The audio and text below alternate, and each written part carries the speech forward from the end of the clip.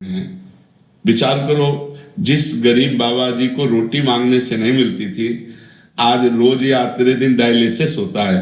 भरोसो दृढ़ इन चरणन केरो, भरोसो दृढ़ इन चरणन। जब प्रभु के चरणों का हम भरोसा कर लेते हैं तो फिर ये प्रश्न नहीं होना चाहिए कि मेरी वृद्धावस्था में कौन सेवा करेगा।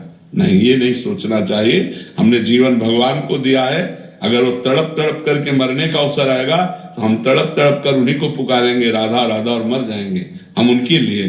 तो उनके लिए जब समर्पित हो गए, अरे पूछो मत, पूरा जगत प्यार कर रहा है, पूरा जगत प्यार कर रहा है। जब प्रभु के लिए मरने के लिए तैयार हुए तो उन्होंने अमर कर दिया।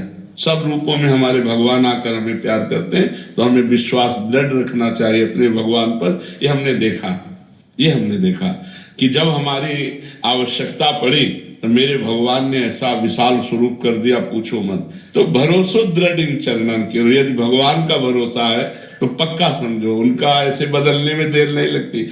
भगवान का भरोसा दृढ़ रखना चाहिए, वो आर पार का निर्वाह करने वाले वही हैं।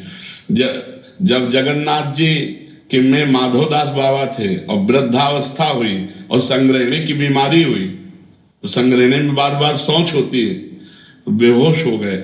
जब आंख खोला तो पीतांबर का साफा बांधे उनकी शौच की लंगोटी समुद्र से धो के फैला रहे थे। तो उनका बेटा, तुम कौन हो? तो जब आंख ऐसे, अरे स्वामी आप, क्योंकि जो ध्यान में देखते थे वही भगवान सामने। तो उनका, प्रभु आप ऐसा काम क्यों कर रहे? तो बोले, बाबा जब तुम्हारा कोई है नहीं तो फिर हम ही तो है ना। तो विश्वास करो, वो अपने जनों की सेवा विविध रूपों में आके कर जाता है, वो विविध रूप बदल कर आता है अपने भक्तों की सेवा। जब तुम्हारे पास कोई सेवा के लिए नहीं होगा तो भगवान